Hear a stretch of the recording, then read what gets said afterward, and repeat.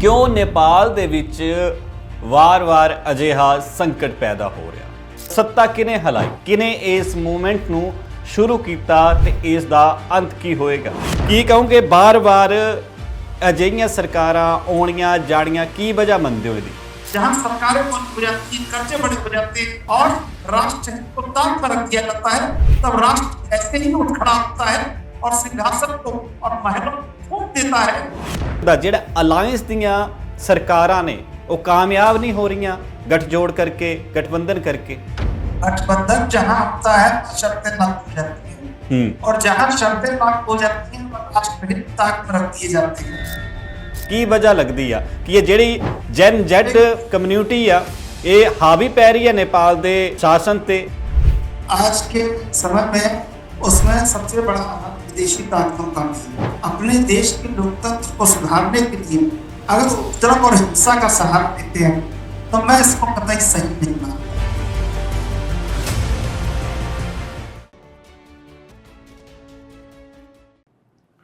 तुसीं वेख रहे हो अज दा मुद्दा। गल करांगे उस संकट लई जे संकट दा कदे श्रीलंका शिकार होया ते कदे बांग्लादेश, ते हुण उही संकट जिहड़ा वो चल रहा नेपाल च। पर हालात की ने सारे वाकिफ ने, पर मुद्दा की आ ये भी तुहानूं दस्सांगे। पर मुद्दे च गल बड़ी गहराई दे नाल भी उसे जनरेशन दे नाल देखांगे, सोचांगे, समझांगे ते करांगे भी जिहड़ी जनरेशन सिर्फ ते सिर्फ हर एक सहूलत दे नाल अगे वध रही आ ते नवें वर्ल्ड दी नवीं भूमिका दर्ज करवाउण लई आप दी भूमिका हर वेले चाहुंदी आ। पर की जिहड़ी लाइफ वो स्क्रोल कर रही आ, जिहड़ी रील लाइफ दे विच उलझी हुई आ ते रियल लाइफ तो काफ़ी दूर आ, उसे जनरेशन बारे अज गल मुद्दे दे विच। नेपाल दे हाल ते सवाल ते जनजी दा बवाल चल रहा पूरे नेपाल दे विच। तस्वीरां काफ़ी हैरानजनक तुसीं वेखियां होणियां, पर एक तत्थ होर भी, तस्वीरां होर भी ने। पर अज मुद्दा चर्चा का विषय क्यों बन गया, कुछ पॉइंट ने उन्हां दे पहला तुहानूं दस्सण दी कोशिश करते हैं कि नेपाल बारे गल करना जरूरी क्यों बन गई आ। पॉइंट दे विच कुछ चीज़ां रखियां गईयां ने, उन्हां पॉइंट दे विच असीं नोट कर रहे हैं कि कुछ नेपाल दी पोलिटिकली सिचुएशन आ, जियोग्राफिकली सिचुएशन आ ते नाल ही हालात की बने हुए ने। पर जदों बवाल वाली स्थिति हुई तां ਜਿਹੜੇ हालात माड़े वाले पासे ज़्यादा देखे गए। पर जो हालात हुए, जो गोलियां चलियां, जो पुलिस के खिलाफ नारेबाजी हुई, जदों फौज ने कमान संभाली तो थोड़े जे हालात काबू होए। पर जदों रोला रप्पा हद टप गया तो सेरा ने अपने हथ कमान लै ली तो उस तो बाद उही नौजवान जिहड़े रोला पा रहे सी, सियासत दे पहरेदार अपने आप नूं कहला रहे सी ते उन्हां विचों कुछ एक समझदार अजिहे भी सीगे जिहड़े आए सड़कां ते उन्हां ने जिन्ना भी हालात खराब होए सी उन्हां हालातां ते बेफिक्र नाल नहीं फिक्रमंद होके चर्चा कीती। तो पॉइंट ने पॉइंट दसदे आ ते सिद्धी गल नेपाल दे विच सियासी संकट दा होर डूंगा होया ये स्थिति बनी हुई आ ते लगातार बवाल ते सवाल उठ रहे ने। प्रधानमंत्री दा ओहदा खाली आ ते दौड़ दे विच कई नां ने ते हुण कुल मिला के कुलमन गिसिंग जिहड़े ने ਉਹ इस वक्त रह गए ने ते जन जी दे आगूआं ने जिहड़ा ਉਹ PM मोदी दा नां लिया ते ਇਹ भी आ ते सुशीला करकी जिहड़े ने उन्हां दे नां ते सहमति नहीं बनी आ। उन्होंने एक चैनल दे विच इंटरव्यू दिंदे हुए आप ही मना कर दिता सी, हालांकि असी बड़ी कोशिश की कि सुशीला नाल गल कीती जावे ते उस तो बाद सोशल मीडिया ते पाबंदी जदों हो लाई सी ते उस तो बाद जो चीज़ां शुरू होईयां, प्रदर्शनकारियों ने संसद भवन ते अग ला दी, चीज़ां चक लईयां, ਉਹ चीज़ां चकियां ਜਿਹੜੀਆਂ उधर की प्रॉपर्टी सीगी। प्रदर्शनकारियों ने जो उत्थे कर सके सी, जिन्ना माड़ा हाल श्रीलंका दे विच जदों देखा गया सी उही हाल उत्तों भी ज़्यादा बदतर हाल देखा गया नेपाल दे विच। ਤੇ ਸੋਸ਼ਲ ਮੀਡੀਆ ਤੇ ਜਿਹੜਾ ਲਗਾਤਾਰ ਜਦੋਂ ਪਾਬੰਦੀ ਲਗਾਈ ਗਈ ਤੇ ਰੋਸ ਮੁਜ਼ਾਹਰਿਆਂ ਕਾਰਨ ਕਈ ਲੋਕਾਂ ਦੀ ਮੌਤ ਵੀ ਹੋਈ ਆ, ਭਾਰਤ ਵੱਲੋਂ ਜਿਹੜੀ ਹੈ ਐਡਵਾਈਜ਼ਰੀ ਜਿਹੜੀ ਹੈ ਜਾਰੀ ਕੀਤੀ ਗਈ ਆ ਤੇ ਭਾਰਤ ਦੇ ਜਿੰਨੇ ਵੀ ਨਾਗਰਿਕ ਨੇਪਾਲ ਦੇ ਵਿੱਚ ਹੈਗੇ ਉਹਨਾਂ ਲਈ ਖਾਸ ਬੰਦੋਬਸਤ ਜਿਹੜੇ ਨੇ ਭਾਰਤ ਸਰਕਾਰ ਵੱਲੋਂ ਕੀਤੇ ਜਾ ਰਹੇ ਨੇ। WhatsApp ਨੰਬਰ ਵੀ ਜਾਰੀ ਕਰ ਦਿੱਤਾ ਹੈ ਤੇ ਲਗਾਤਾਰ ਹੁਣ ਭਾਰਤੀ ਨਾਗਰਿਕਾਂ ਨੂੰ ਭਾਰਤ ਲਿਆਉਣ ਲਈ ਸਰਕਾਰ ਹਰ ਸੰਭਵ ਕੋਸ਼ਿਸ਼ ਕਰ ਰਹੀ ਆ ਤੇ ਇਸੇ ਸੰਬੰਧ ਦੇ ਵਿੱਚ ਭਾਰਤ ਦੇ ਵਿਦੇਸ਼ ਮੰਤਰਾਲੇ ਨੇ ਵੀ ਐਡਵਾਈਜ਼ਰੀ ਜਾਰੀ ਕਰਦੇ ਹੋਏ ਆਪ ਦੇ ਲੋਕਾਂ ਲਈ ਚਿੰਤਾ ਜ਼ਾਹਿਰ ਕੀਤੀ ਆ। ਪਰ ਸਭ ਤੋਂ ਵੱਡੀ ਗੱਲ ਭਾਰਤ ਤੇ ਹੀ ਸ਼ੁਰੂ ਕਰਦੇ ਆ, ਕਿਉਂਕਿ ਪਿਛਲੇ ਦਿਨੀ SCO ਦੇ ਵਿੱਚ ਜਦੋਂ ਜਾ ਕੇ ਆਏ ਸੀ ਪ੍ਰਧਾਨ ਮੰਤਰੀ ਨਰਿੰਦਰ ਮੋਦੀ ਤਾਂ ਪੁਤਿਨ ਨਾਲ ਜੋ ਜੱਫੀ ਪਾਈ, ਜੋ ਗੱਲਬਾਤ ਗੱਡੀ 'ਚ ਹੋਈ, ਉਸ ਤੋਂ ਬਾਅਦ ਵਰਲਡ ਵਾਈਡ ਲੀਡਰ ਦੇ ਤੌਰ ਤੇ ਹੋਰ ਵੀ ਜਿਹੜੀ ਗੋੜੀ ਛਾਪ ਪ੍ਰਧਾਨ ਮੰਤਰੀ ਨਰਿੰਦਰ ਮੋਦੀ ਨੇ ਛੱਡਤੀ। ਹਾਲਾਂਕਿ ਕੁਝ ਕੀ ਦਿਨਾਂ 'ਚ ਉਹਨਾਂ ਦਾ ਜਿਹੜਾ 75ਵਾਂ ਜਨਮ ਦਿਨ ਆਉਣ ਵਾਲਾ ਤੇ ਭਾਜਪਾ ਵਾਲੇ ਪੂਰੀਆਂ ਤਿਆਰੀਆਂ ਵੀ ਕਰ ਰਹੇ ਨੇ, ਪਰ ਖੈਰ ਨੇਪਾਲ ਦਾ ਰੁਖ ਕਰਦੇ ਨੇ। ਗੱਲ ਇਸ ਕਰਕੇ ਸ਼ੁਰੂ ਹੋ ਗਈ ਕਿਉਂਕਿ ਨੇਪਾਲ ਦੇ ਵਿੱਚ ਤੁਸੀਂ ਵੇਖੋਗੇ ਤਾਂ ਇੱਕ ਮੂਵਮੈਂਟ ਜੀ ਸ਼ੁਰੂ ਹੋ ਗਈ ਆ ਕਿ ਨੇਪਾਲ ਨੂੰ ਇਸ ਵਕਤ ਜਿਹੜਾ ਲੀਡਰ ਚਾਹੀਦਾ ਉਹ ਪ੍ਰਧਾਨ ਮੰਤਰੀ ਨਰਿੰਦਰ ਮੋਦੀ ਵਰਗਾ ਚਾਹੀਦਾ ਤਾਂ ਜੋ ਉਸ ਮੁਲਕ ਦੇ ਹਾਲਾਤ ਸੁਧਰ ਸਕਣ। ਆਖਿਰਕਾਰ ਵਜ੍ਹਾ ਕੀ ਆ, ਕਿਉਂ ਨੇਪਾਲ ਦੇ ਵਿੱਚ ਵਾਰ-ਵਾਰ ਅਜਿਹਾ ਸੰਕਟ ਪੈਦਾ ਹੋ ਰਿਹਾ? ਕਿਉਂਕਿ ਇੰਨਾ ਪੁਰਾਣਾ ਮੁਲਕ ਵੀ ਨਹੀਂ ਤੇ ਨਾ ਹੀ ਇੰਨੇ ਡੂੰਘੇ ਹਾਲਾਤ ਨੇ ਤੇ ਨਾ ਹੀ ਅਜਿਹਾ ਕੋਈ ਇੰਨਾ ਵੱਡਾ ਤਾਕਤਵਰ ਸਿਆਸਤਦਾਨ ਜਿਹੜਾ ਸੱਤਾ ਹਿਲਾ ਦੇਵੇ। ਪਰ ਸੱਤਾ ਕਿਹਨੇ ਹਿਲਾਈ? ਕੌਣ ਜੈਨ ਜੀ ਮੂਵਮੈਂਟ ਦਾ ਸਪੋਰਟ ਕਰ ਰਿਹਾ ਸੀ? ਕੌਣ ਇਹਦੇ ਪਿੱਛੇ ਖੜਾ ਸੀ ਤੇ ਕਿਹਨੇ ਸ਼ਹਿ ਤੇ ਮਾਤ ਦੇ ਇਸ ਖੇਲ ਸਮਝ ਕੇ ਜਿਹੜੀਆਂ ਮੂਵਮੈਂਟ ਚਲਾਤੀ ਤੇ ਆਪ ਦੇ ਪਿਆਦਿਆਂ ਨੂੰ ਚਲਾਉਂਦਾ ਰਿਹਾ? ਤੇ ਪਿਆਦੇ ਕੌਣ ਸੀ? ਕਿਨੇ ਇਸ ਮੂਵਮੈਂਟ ਨੂੰ ਸ਼ੁਰੂ ਕੀਤਾ ਤੇ ਇਸ ਦਾ ਅੰਤ ਕੀ ਹੋਏਗਾ? ਜਾਂ ਫਿਰ ਜਿਹੜੇ ਆਰਥਿਕ ਸੰਕਟ ਦੀ ਗੱਲ ਕਹੀ ਜਾਂਦੀ ਆ ਉਸ ਆਰਥਿਕ ਸੰਕਟ ਦੇ ਲਈ ਫਿਰ ਜ਼ਿੰਮੇਦਾਰ ਕੌਣ? ਕਈ ਸਵਾਲ ਨੇ, ਪੁੱਛਾਂਗੇ ਵੀ, ਜਾਣਾਂਗੇ ਵੀ, ਸਮਝਾਂਗੇ ਵੀ ਗਹਿਰਾਈ ਦੇ ਨਾਲ।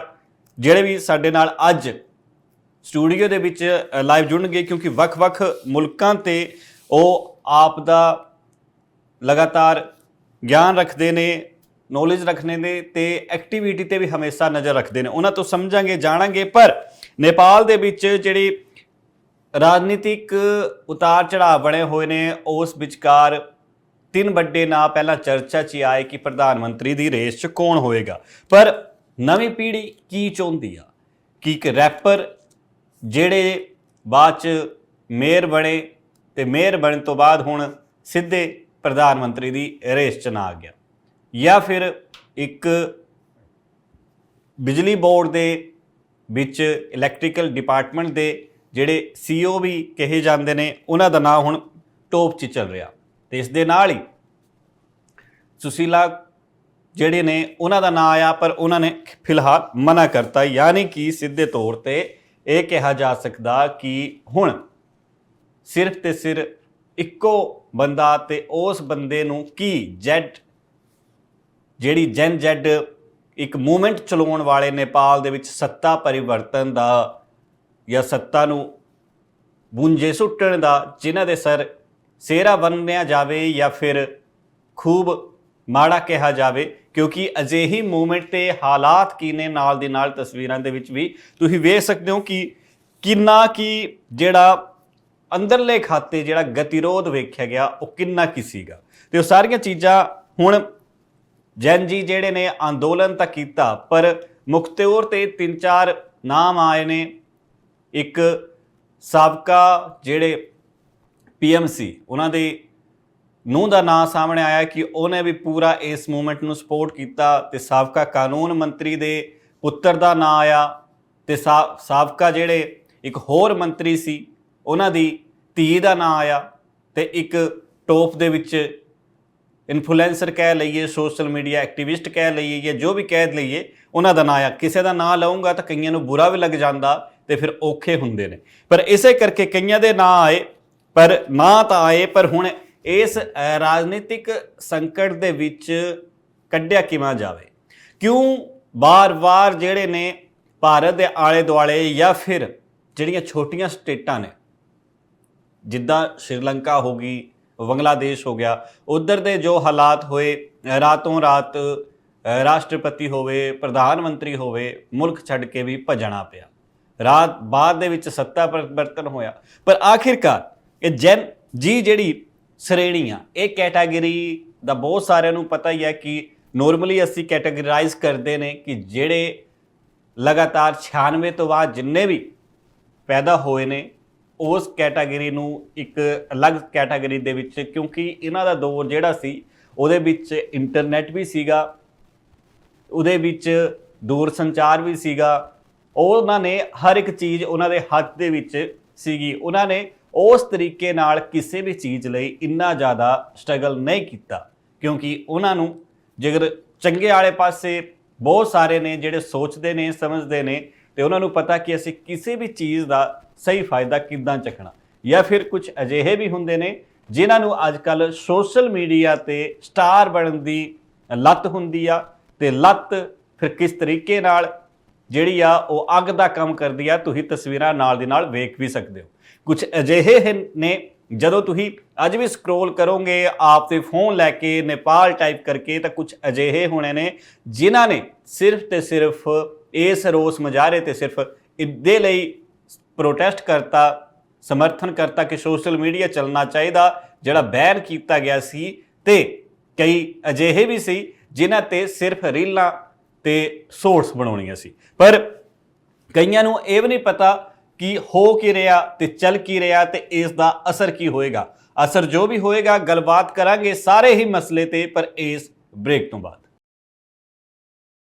ਨੇਪਾਲ ਦੇ ਹਾਲ ਤੇ ਸਵਾਲ, ਜੈਨ ਜ਼ੈਡ ਦਾ ਬਵਾਲ ਲਗਾਤਾਰ ਚੱਲ ਰਿਹਾ, ਪਰ ਉਮੀਦ ਆ ਕਿ ਆਉਂਦੇ ਕੁਝ ਘੰਟਿਆਂ ਦੇ ਵਿੱਚ ਸਥਿਤੀ ਸਾਰੀ ਸਹੀ ਹੋ ਜੇ ਤੇ ਜੋ ਖਲਾਰਾ ਇਹ ਜੈਨ ਜ਼ੈਡ ਨੇ ਪਾਇਆ ਉਹ ਪੂਰਾ ਚੰਗੀ ਤਰ੍ਹਾਂ ਸਾਫ਼ ਕੀਤਾ ਜਾਵੇ, ਤੇ ਸ਼ਾਇਦ ਜਿਹੜੇ ਹੋ ਅੱਲਾ ਕਰ ਰਹੇ ਸੀ ਫਿਰ ਉਹਨਾਂ ਨੂੰ ਬੁਲਾਇਆ ਜਾਵੇ ਤੇ ਉਹਨਾਂ ਤੋਂ ਹੀ ਸਾਰਾ ਉਹ ਖੂਨ ਖਰਾਬਾ ਕੀਤਾ ਗਿਆ, ਚਾਹੇ ਉਸ ਤੋਂ ਇਲਾਵਾ ਜੋ ਪ੍ਰਦਰਸ਼ਨ ਕੀਤਾ ਗਿਆ।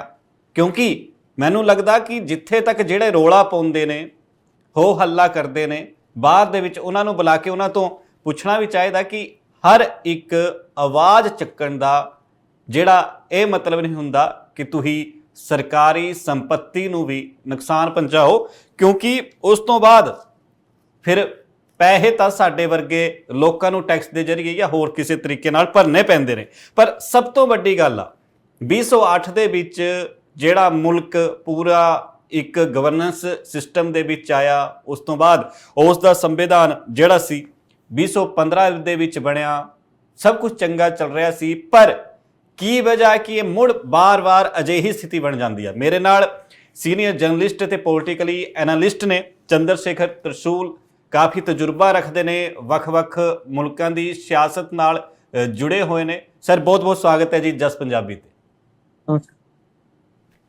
ਸਰ ਸਭ ਤੋਂ ਪਹਿਲਾਂ ਤਾਂ ਸਮਝਣਾ ਚਾਹੂੰਗਾ, ਤੁਸੀਂ ਆਪ ਵੇਖਿਆ ਨੇਪਾਲ ਦੇ ਵਿੱਚ ਜਦੋਂ ਸਰਕਾਰ ਬਣੀ ਸੀ, ਉਸ ਤੋਂ ਬਾਅਦ ਨਵਾਂ ਕਨਸਟੀਟਿਊਸ਼ਨ ਜਦੋਂ ਬਣਿਆ ਨੇਪਾਲ ਦਾ, ਉਸ ਤੋਂ ਬਾਅਦ ਜਿਹੜੇ ਪ੍ਰਚੰਡ ਪੀਐਮ ਹੁੰਦੇ ਸੀ ਤੁਸੀਂ ਤਾਂ ਉਹਨਾਂ ਦੀ ਸਰਕਾਰ ਆਉਂਦੇ ਵੀ ਦੇਖੀ, ਜਾਂਦੇ ਵੀ ਵੇਖੀ। ਉਸ ਤੋਂ ਬਾਅਦ ਜਿਹੜੇ ਓਪੀ ਸਾਹਿਬ ਆਏ ਸੱਤਾ ਦੇ ਵਿੱਚ, ਉਹਨਾਂ ਨੂੰ ਆਉਂਦੇ ਜਾਂਦੇ ਦੇਖਿਆ। ਕੀ ਕਹੋਗੇ ਬਾਰ-ਬਾਰ ਅਜਿਹੀਆਂ ਸਰਕਾਰਾਂ ਆਉਣੀਆਂ ਜਾਣੀਆਂ ਕੀ ਵਜ੍ਹਾ ਮੰਨਦੇ ਹੋ ਇਹਦੀ? देखिए सुनील भाई, बहुत बड़ी बात है कि जो सरकारें हैं या जो सरकारों के जो मुखिया हैं वो जब राष्ट्र हितों को ताक पर रख देते हैं और राष्ट्र से ज्यादा उनको स्वयं का सम्मान सर्वोपरि हो जाता है, और जब आपके ऊपर पूरी दुनिया में धारा लगाए बैठी हो, आज का कौन है इस प्रधानमंत्री है, और कहीं ना कहीं जब आप एक ऐसी जगह पर विराजमान हैं जहां पर आप भारत के मित्र हैं, तो निश्चित रूप से वहां पर आपसे उम्मीद लोगों की बढ़ जाती है, लेकिन कितनी समय बोली उन उम्मीदों को घर वो जाकर भारत के रोटी बेटी के संबंध को भूल गए, वो अपने परंपरागत मित्रों को भूल गए। सबसे बड़ा मित्र पूरी दुनिया में नेपाल था, भारत बड़े भारत को भूल गए और दुनिया में जबकि चीन की गोद में बैठ गए, 19,500 करोड़ का कर्जा नेपाल को दिलवा दिया। नतीजे का दखल नेपाल में इतना ज्यादा हो गया कि सरकार वहां बौनी हो गई।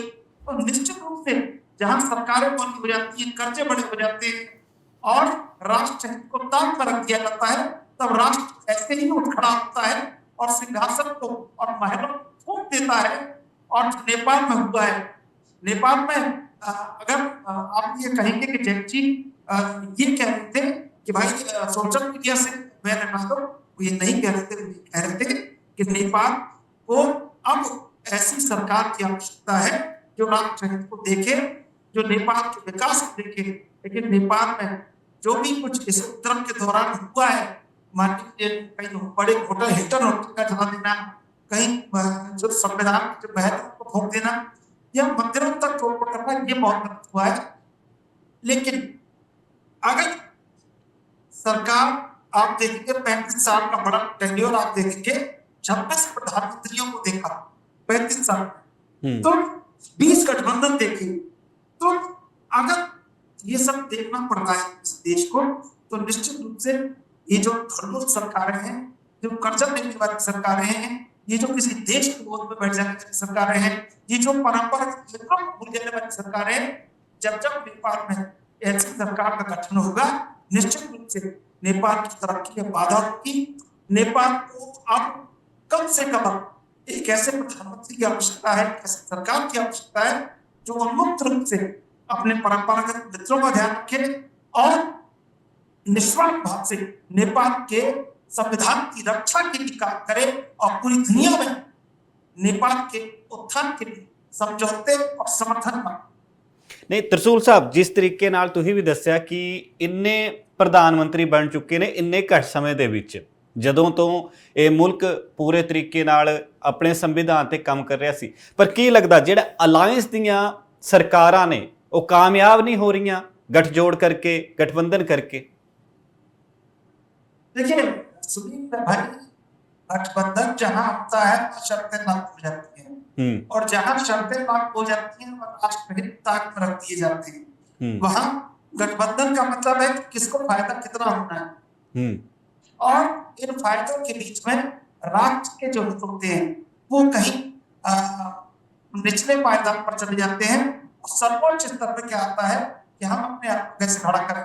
नेपाल में अगर 35 सालों में 26 प्रधानमंत्रियों और 20 गठबंधन सरकार को देखा है, तो कहीं ना कहीं ये नेपाल की जनता की भी गलती है कि क्यों गठबंधन सरकार क्यों इस पर बहुमत देके एक सरकार बनाई।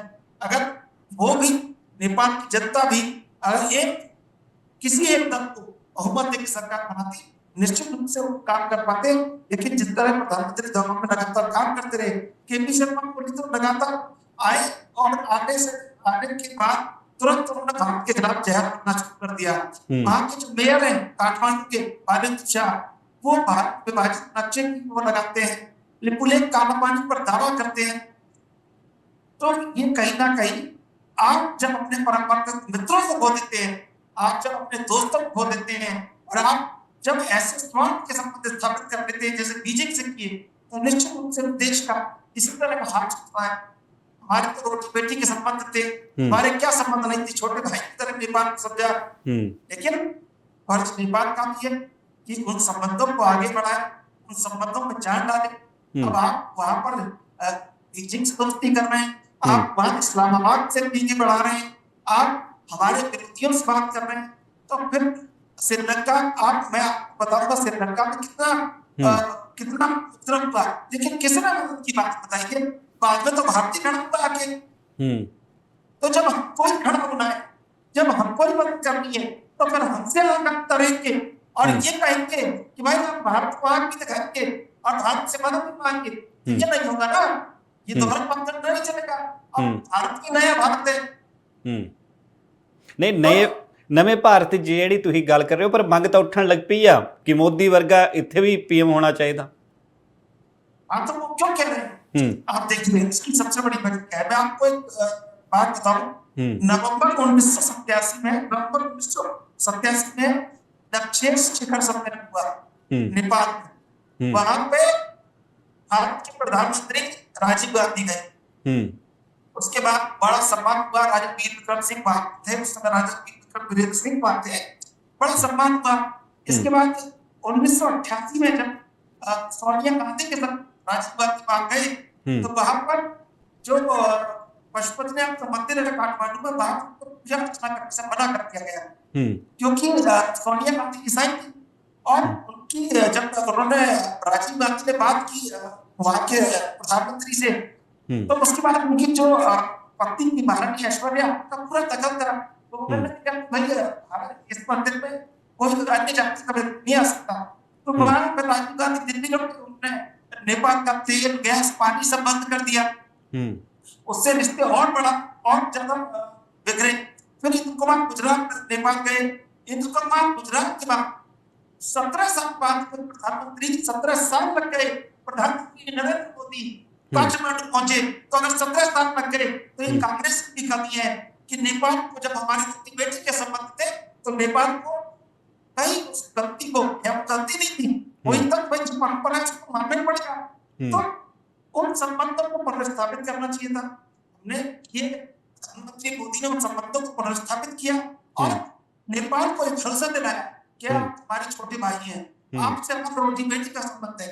लेकिन इसके बाद भी काठमांडू से भारत को क्या मिला, काठमांडू से दिल्ली को क्या मिला? धोखा, बड़ा धोखा। और केपीओली कहते हैं कि भगवान राम तो नेपाल के थे। अरे भाई, मिथिला के थे तो नेपाल के भी थे, नेपाल भी ससुराल के तो नेपाल के भी थे। तो अगर आप लिपुलेख काला पानी पर ड्रोन से मैपिंग करवाएंगे, अगर बिहार जो राज्य लगता है नेपाल से, अगर वहां नाकाबंदी करेंगे, अगर आप भारत वहां दिखाएंगे तो आप कतई उम्मीद मत कीजिए आपके यहाँ विद्रोह होगा। विद्रोह क्यों हुआ? क्योंकि आपने परंपरागत चीजों को तिलांजलि दे दी, क्योंकि आपने उन रिश्तों को तिलांजलि दे दी और आपने नए रिश्ते बनाए बीजेपी के साथ। आपने 19 करोड़ का लोन ले लिया, आपने भ्रष्टाचार किया, अकट भ्रष्टाचार में डूब गए। तब आकर आप कर रहे तो आपके सब तो हुआ ना।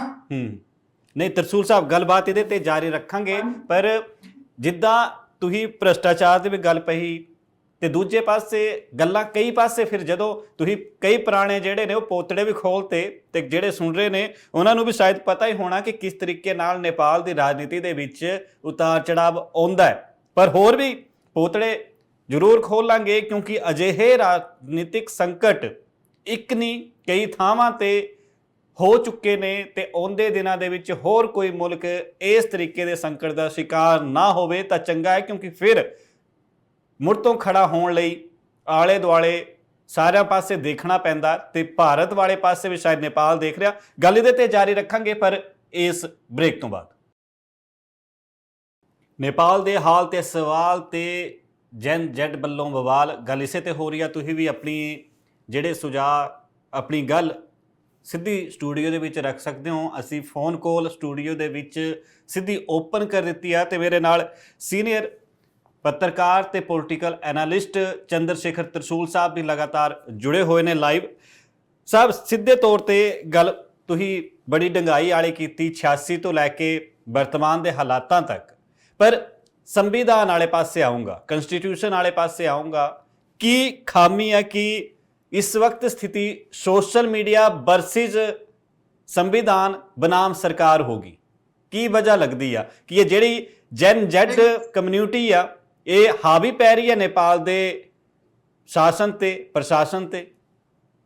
देखिए सुनील भाई, मैं आपको एक बात बता दूं कि अगर किसी देश में आंदोलन हो रहा है तो आज के समय में उसमें सबसे बड़ा विदेशी ताकतों का भी है।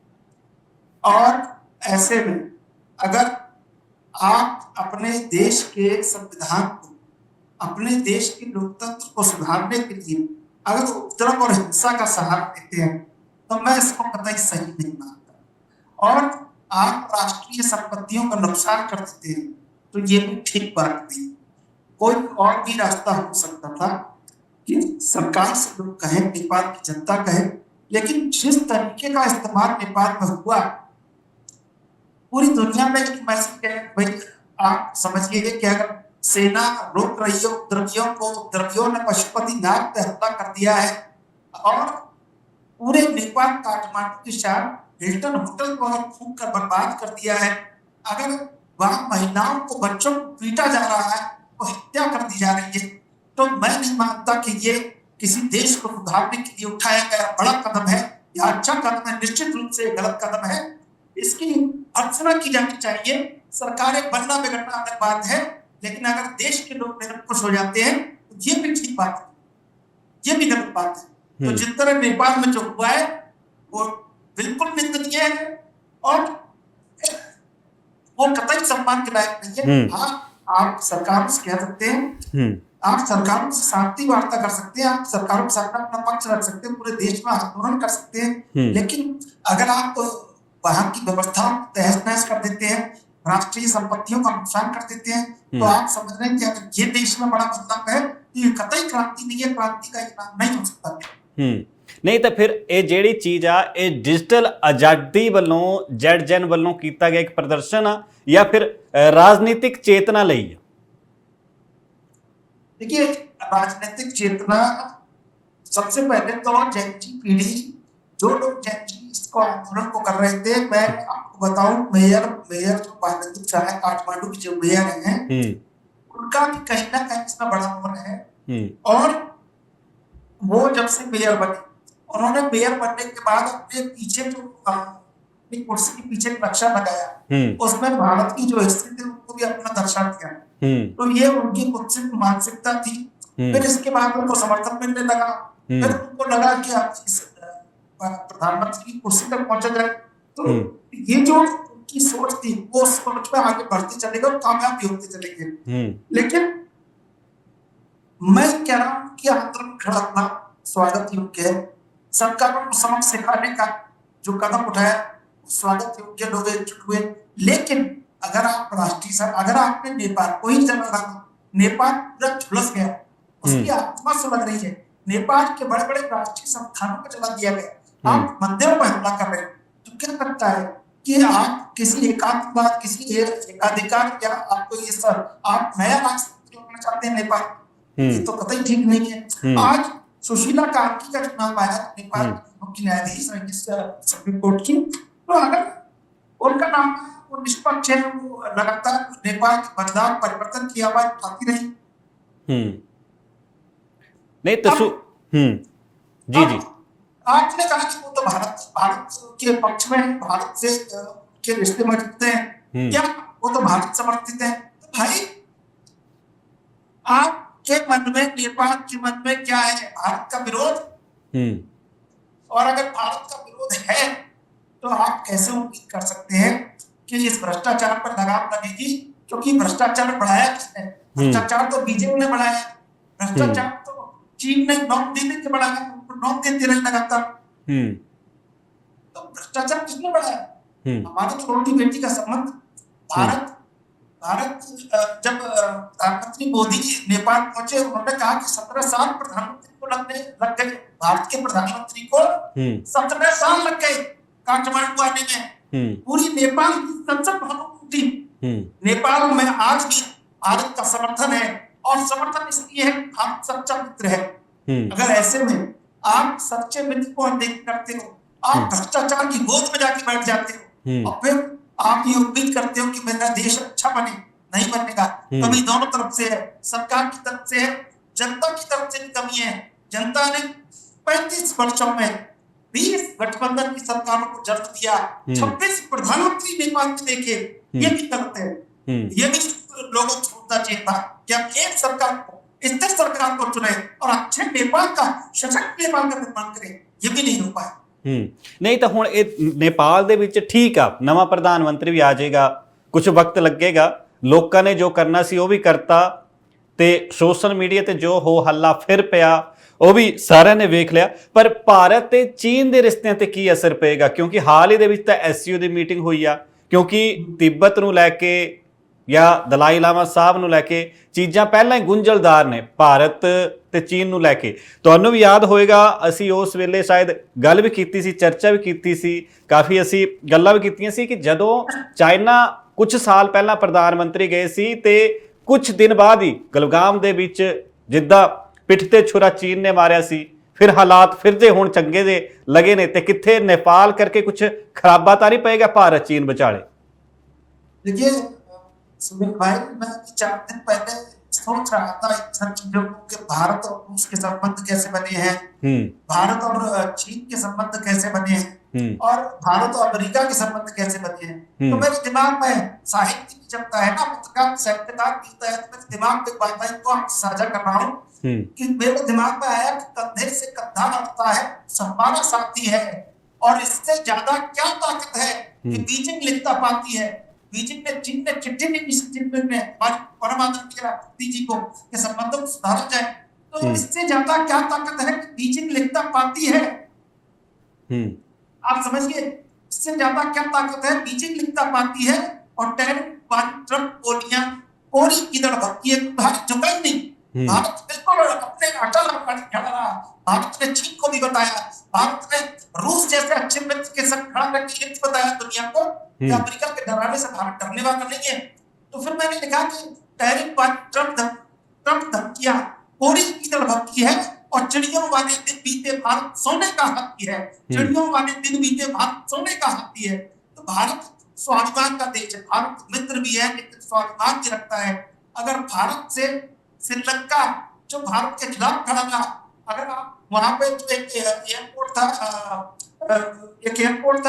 वहां पर उन्होंने चीन का जहाज खड़ा करवा दिया, श्रीलंका में उपद्रव हुआ, महल जला दिए गए, वहां के जो प्रधानमंत्री कार्यालय जला दिया गया। उसके बाद भी जब उन्होंने भारत से मदद मांगी, भारत आगे खड़ा हुआ। आप देखिए, शेख हसीना भाग के आई तो भारत में दिल्ली में शरण मिली। अरे नेपाल तो हमारी रोटी बेटी के संबंध का देश है, नेपाल तो हमारा छोटा भाई है। अगर नेपाल हमारे सीने में खंजर भोंक के अगर कहीं अपने आप को बढ़ाना चाहता है तो नेपाल बहुत बड़ी गलती है, ये नेपाल का बहुत गलत रुख है। और अगर कर्जा लेने से कोई देश तरक्की कर जाता है तो निश्चित रूप से सरकारों को ये करना पड़ेगा कि ईमानदार होना पड़ेगा। लेकिन आप कर्जा लेके अगर आप अपने घरों को भर रहे हैं, अगर आप बाहर विदेशों में अपने खाते भरवा के पैसों को जमा कर रहे हैं, तो देश की जनता को नुकसान होगा। लेकिन देश की जनता को कहीं ना कहीं एक स्थिर सरकार चुननी होगी। देश की जनता को ये तय करना होगा। और चाहे हमें कोई फर्क नहीं पड़ता, पहले तो चाहे भारत विरोधी है, ना हमारा कोई निकुलेट ले सकता, ना हमारा कोई खाना पानी ले सकता, क्योंकि भारत चीन के सामने ही चीन को भारत ने बता दिया भाई गलवान में अड़के खड़े हैं। अमेरिका को भारत ने बता दिया जो दुनिया के बड़े दादा है कि भाई टैरिफ लगाने से कुछ नहीं होगा, तुम कितनी भी दादागिरी करो। भारत से तो मित्रता के स्वर में बात अगर करोगे तो बात होगी, अगर आप चेतावनी के स्वर में बात करोगे तो भारत से नए भारत का उदय है, नया भारत है। चेतावनी के भारत से कोई बात नहीं हो पाएगी। तो भारत का रुख स्पष्ट है, अगर नेपाल दिल्ली की मदद मांगेगा काठमांडू निश्चित रूप से मदद मिलेगी, हम बचाएंगे। लेकिन नेपाल में जो हो रहा है, आप ये मत समझिए कि केवल नेपाल हो रहा है, कहीं ना कहीं दिल्ली का दिल्ली चल रहा है, कहीं ना कहीं भारत भी झुलसा है, क्योंकि हम नेपाल से बहुत लगाव रखते हैं। तो नेपाल का सही होना, नेपाल के जंगलों को भरना बहुत आवश्यक है। लेकिन हमारे से दुश्मनी करके अगर कोई खाओ करेंगे तो मुझे लगता है कि खाओ और ज्यादा बढ़ेगी। अच्छा, ਕੀ ਲੱਗਦਾ ਕਿ ਜਿੱਦਾਂ ਗੱਲਾਂ ਚੱਲ ਰਹੀਆਂ ਨੇ, ਅੰਦਰ ਖਾਤੇ ਦੀਆਂ ਗੱਲਾਂ ਚੱਲ ਰਹੀਆਂ ਨੇ, ਮੈਨੂੰ ਪਤਾ ਤੁਹਾਡੇ ਕੋਲ ਵੀ ਇਨਪੁਟ ਕਾਫੀ ਹੁੰਦੇ ਨੇ, ਕੀ ਲੱਗਦਾ ਬਾਹਰੀ ਤਾਕਤਾਂ ਦੀ ਗੱਲ ਕਹੀ ਜਾ ਰਹੀ ਹੈ ਕਿ ਜੋ ਚੀਜ਼ ਆ ਉਹ ਬਾਹਰੋਂ ਕੀਤੀ ਗਈ ਆ, ਬਾਹਰੋਂ ਸਭ ਕੁਝ ਹੋਇਆ, ਗੱਲਬਾਤ ਇਹਦੇ ਤੇ ਵੀ ਜਾਰੀ ਰੱਖਾਂਗੇ। ਪਰ ਜੋ ਹਾਲਾਤ ਬਣ ਰਹੇ ਨੇ, ਕਹਿੰਦੇ ਜਦੋਂ ਪੋਤੜੇ ਖੋਲੇ ਜਾਂਦੇ ਨੇ ਤੇ ਕਈ ਕੁਝ ਨਿਕਲਦਾ, ਪਰ ਇੱਥੇ ਸਿਰਫ ਚਰਚਾ ਕਰਕੇ ਕਿਸੇ ਤੇ ਇਲਜ਼ਾਮ ਲਾਉਣਾ ਨਹੀਂ, ਬਲਕਿ ਭਵਿੱਖ ਦੇ ਵਿੱਚ ਅਜਿਹੀ ਚੀਜ਼ ਨਾ ਮੁੜ ਤੋਂ ਹੋਵੇ। ਕਿਉਂਕਿ ਜਦੋਂ ਅਜਿਹੀਆਂ ਚੀਜ਼ਾਂ ਹੁੰਦੀਆਂ ਨੇ ਫਿਰ ਲੋਕਾਂ ਦੇ ਘਰਾਂ ਤੱਕ ਇਸ ਦਾ ਅਸਰ ਪੈਂਦਾ, ਤੇ ਚਾਹੇ ਕਿ ਸ੍ਰੀਲੰਕਾ ਤੇ ਬੰਗਲਾਦੇਸ਼ 'ਚ ਪੁੱਛ ਹੀ ਸਕਦੇ ਹੋ। ਪਰ ਕੀ ਬਾਹਰੀ ਤਾਕਤਾਂ ਨੇਪਾਲ ਨੂੰ ਇਸ ਅੱਗ ਦੇ ਵਿੱਚ ਝੋਂਕ ਚੁੱਕੀਆਂ ਨੇ? ਗੱਲਬਾਤ ਇਹਦੇ ਤੇ ਕਰਾਂਗੇ, ਪਰ ਬ੍ਰੇਕ ਤੋਂ ਬਾਅਦ।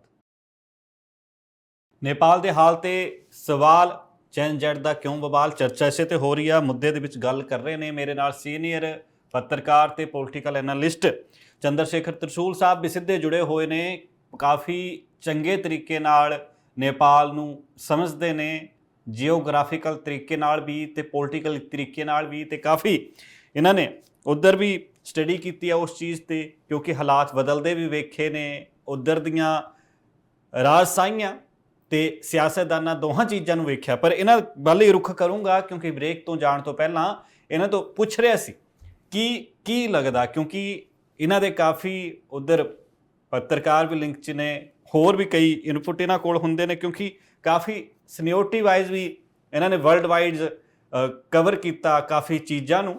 ਤੇ ਤਰਸੂਲ ਸਾਹਿਬ, ਸਿੱਧੇ ਤੌਰ ਤੇ ਪੁੱਛਣਾ ਚਾਹੂੰਗਾ ਤੁਹਾਤੋਂ ਕਿ ਜਿਸ ਤਰੀਕੇ ਨਾਲ ਜੋ ਗੱਲਾਂ ਚੱਲ ਰਹੀਆਂ ਨੇ, ਜੋ ਹਾਲਾਤਾਂ ਤੇ ਗੱਲ ਹੋ ਰਹੀ ਆ, ਕੀ ਲੱਗਦਾ ਕਿ ਬਾਹਰੀ ਤਰੀਕੇ ਨਾਲ ਕੋਈ ਨਾ ਕੋਈ ਇਹ ਚੀਜ਼ਾਂ ਨੇਪਾਲ 'ਚ ਫੈਲਾ ਰਿਹਾ, ਜਾਂ ਕਿਸੇ ਨੂੰ ਆਪਣਾ ਫਾਇਦਾ ਦਿਸਦਾ ਤੇ ਇਸ ਕਰਕੇ ਇਹ ਚੀਜ਼ਾਂ ਨੇਪਾਲ ਦੇ ਵਿੱਚ ਹੋ ਰਹੀਆਂ ਨੇ, ਜਾਂ ਫਿਰ ਇੰਟਰਨਲ ਜੋ ਜੈਨ ਜੈਡ ਆ ਜਿਹਦੇ ਵਿੱਚ ਕਈ ਲੀਡਰਾਂ ਦੇ ਧੀਆਂ ਪੁੱਤ ਤੇ ਨੂੰਹ ਦੇ ਨਾਂ ਵੀ ਆਉਂਦੇ ਨੇ ਕਿ ਉਹ ਜਨਰੇਸ਼ਨ ਜਿਹੜੀ ਆ ਜਿਹਨੂੰ ਫਿਰ ਅਸੀਂ ਨੈਪੋਟਿਜ਼ਮ ਕਹਿ ਦਿੰਦੇ ਆ, ਉਹ ਚੀਜ਼ਾਂ ਕਰਵਾ ਰਹੇ ਨੇ ਕਿ ਉਹ ਅਸੀਂ ਅੱਗੇ ਆ ਜਾਈਏ। देखिए सुन भाई, अगर मैं कह रहा हूँ कि आपका घर है, आपके घर में आपके माँ बाप है, आपका घर है, और आप बदलाव के लिए घर को किसी घर के किसी कोने में तोड़-फोड़ कर दें, उसके छप्पर पे जला दें, तो ठीक नहीं है ना।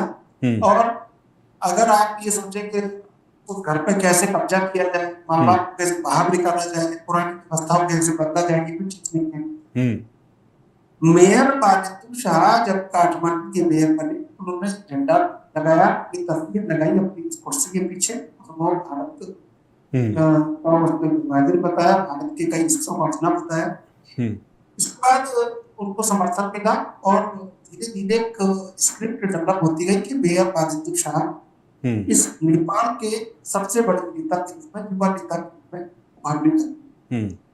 धीरे धीरे उभरते उभरते उनको जो सत्ता की महत्वाकांक्षा है वो इस कदर उनको अच्छी लगी कि उन्होंने धीरे धीरे इसको और व्यापक किया और राष्ट्रीय आंदोलन बना दिया, सभी नेताओं पर बता दिया।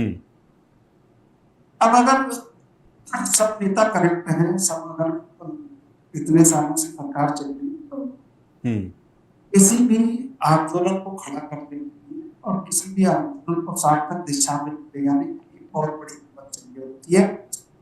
पत्थर कोई भी उछाल सकता है, पत्थर उछालना बड़ी बात नहीं है, लेकिन पत्थर उछालने वालों का क्या हर्ष होता है आप भारत में अच्छी तरह देख रहे हैं, ठीक है ना।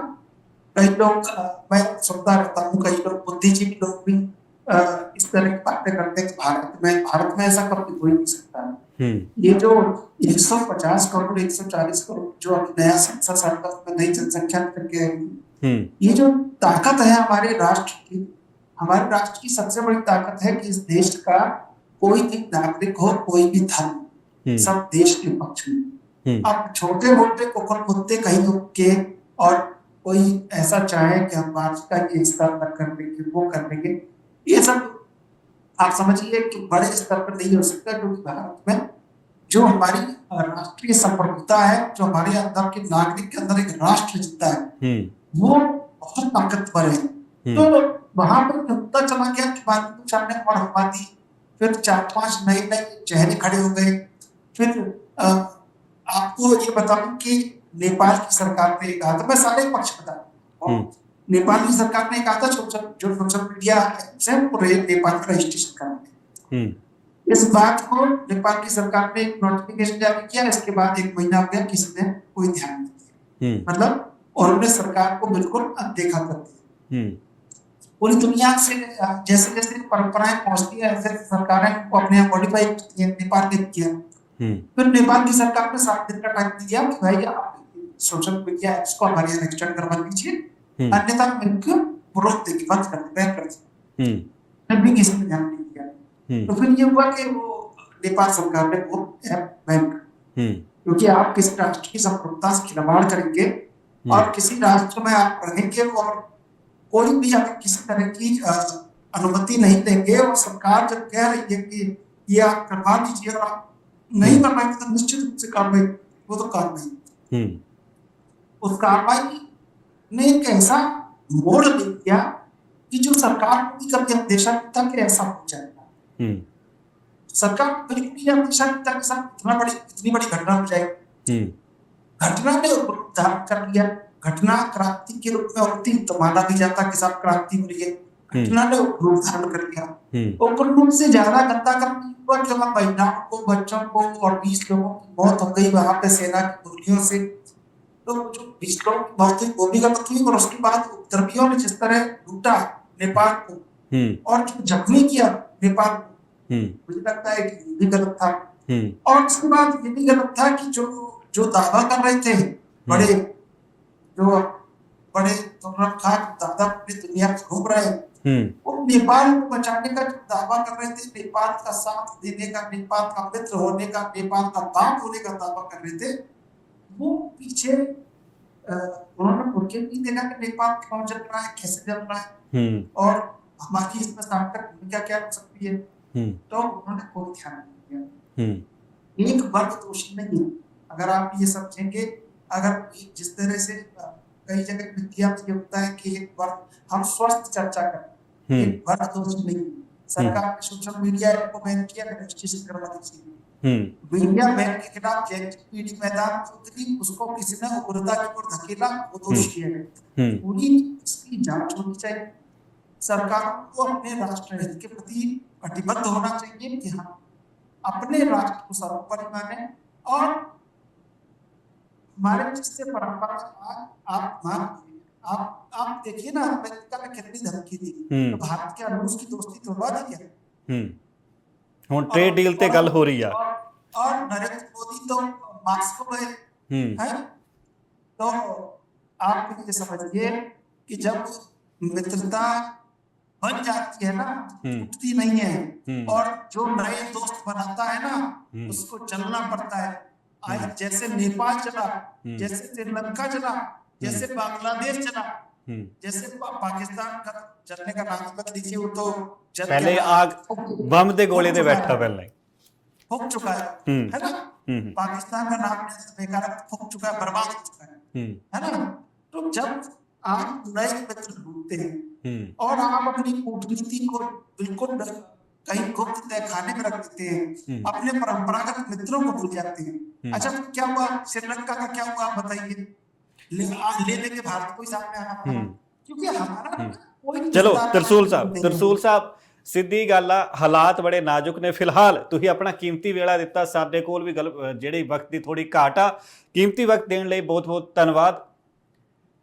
ਤੇ ਜਿਸ ਤਰੀਕੇ ਨਾਲ ਹਾਲਾਤ ਬਣੇ ਨੇ ਨੇਪਾਲ ਦੇ ਵਿੱਚ, ਕੋਈ ਨਹੀਂ ਚਾਹੁੰਦਾ ਕਿਸੇ ਮੁਲਕ ਦੇ ਵਿੱਚ ਅਜਿਹਾ ਸਿਆਸੀ ਸੰਕਟ ਆਵੇ ਤੇ ਅਜਿਹਾ ਚੀਜ਼ਾਂ ਹੋਣ, ਕਿਉਂਕਿ ਸਾਰਿਆਂ ਨੂੰ ਹੀ ਲੋੜ ਆ ਸੰਵਿਧਾਨ ਨੂੰ ਸਮਝਣ ਦੀ, ਕਾਨੂੰਨ ਨੂੰ ਸਮਝਣ ਦੀ। ਜੇ ਕੋਈ ਕਿੱਥੇ ਕੋਈ ਘਾਟ ਆ ਤਾਂ ਫਿਰ ਲੋਕਾਂ ਦਾ ਵੀ ਫਰਜ਼ ਬਣਦਾ ਕਿ ਉਹਨਾਂ ਚੀਜ਼ਾਂ ਨੂੰ ਦਰੁਸਤ ਕੀਤਾ ਜਾਵੇ, ਨਾ ਕਿ ਉਹਦਾ ਇਹ ਹਾਲ ਕੀਤਾ ਜਾਵੇ ਕਿ ਉਸ ਨੂੰ ਫਿਰ ਚੰਗੇ ਪਾਸੇ ਲਿਆਉਣ ਦੇ ਲਈ, ਸਭ ਕੁਝ ਇਕੱਠਾ ਕਰਨ ਦੇ ਲਈ ਵਕਤ ਲੱਗ ਜਾਏ।